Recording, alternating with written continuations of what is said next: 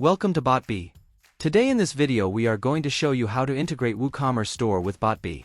By integrating WooCommerce with BotBee, we will be able to send order notifications, cash on delivery verification messages to WhatsApp, and many more. Let's see how to do that. First go to integration from the dashboard of BotBee. Then go to e-commerce, click on the new button, select WooCommerce.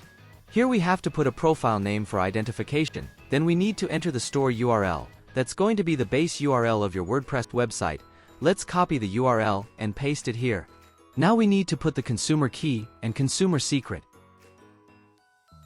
Let's go to the WordPress admin dashboard. From there select WooCommerce and click on the settings. Click on the advanced option. Then click on REST API, then click on add key button, give a description. In the permissions select read and write.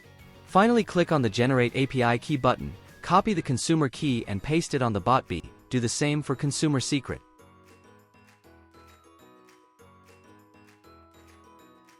And then click Save button.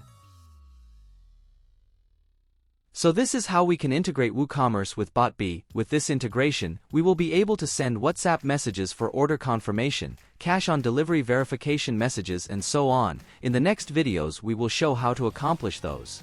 Thank you for watching the video.